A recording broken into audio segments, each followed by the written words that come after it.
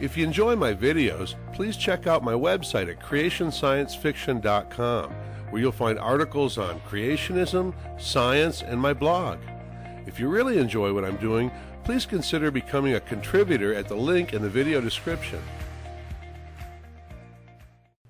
In this video, we're going to look at a claim that Kent Hovind made back in 2017 during our debate. He said that his taxes go to funding teaching evolution in public schools and that he pays all his taxes. But you said, this is my business. Bill, you get paid by tax dollars. I do not. I'm a volunteer. I don't get paid by any tax dollars. Wonderful. I volunteer, sometimes several days a week. But don't accuse me of being supported by your tax dollars that you never paid. Oh, I pay plenty of tax dollars. That's never been a problem. Schools are supported by real estate tax. Never been a problem. All right. Well, you want to anyway, get into that, go to KentHovinIsInnocent.com. So could I come volunteer at your museum and give tours and talk about these fossils? Would they let me come do that? No, you're not qualified. According to an article at Alabama.com, most revenue for the public schools there comes from income and sales taxes.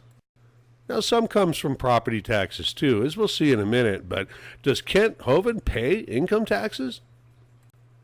Kent's ministry, Creation Science Evangelism Ministries Incorporated, is registered in Florida as a nonprofit organization and pays no income tax.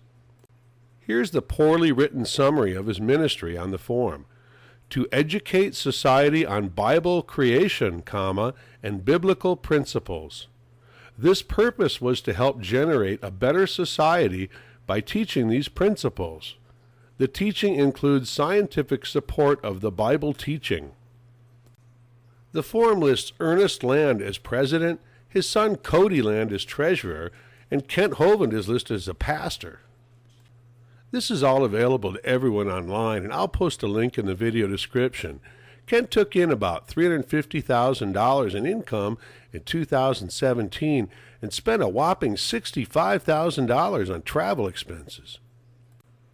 Now, Kent claims that real estate or property tax goes to pay for most of the education in Alabama there, the public schools, but this article says that funding will increase by $113 million, though school districts will kick in $13 million of that themselves through 10 mills of local property tax they collect for education. So it's hardly a large percentage. Just how much does Creation Science Evangelism pay in property tax? Well, according to the records, nothing. I guess it's possible that Kent could file personal income tax somehow separate from his organization, although I doubt it. But I do know that he needs to stop saying that he's paying for all this public education teaching of evolution. He also has a long history of owing the federal government hundreds of thousands, if not millions of dollars in taxes. Now, on a separate note, but related to Dinosaur Adventureland, you might remember seeing my kind of deliverance video about paddle faster, I hear banjos regarding some of the people working at Dinosaur Adventureland. If not, here's a short clip. And there's Sean, waiting for the perfect woman. How many guys, single guys, do we have here? We got to get some girls down here. Man. Huh? Zoom in and show him, and we'll see why. Is that what you're saying? Huh? Advertise. We have each of the single guys with a little sign, for sale, okay? That was Sean standing next to the beer can brontosaurus or whatever it was. Well, I got bad news for the ladies that might like this guy because visitation hours have been changed and now you have to go through the local jail. That's right, another one of Kent's recent employees has been arrested, and with a long history of drug charges, I don't think he'll be seeing the outside of a cell anytime soon.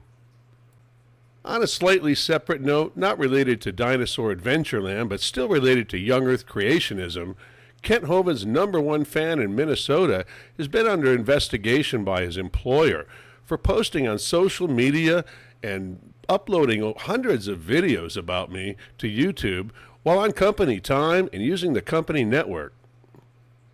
I'll post a link at the end of this video and in the video description to a short video on my Creation Science Fiction channel that goes into more detail.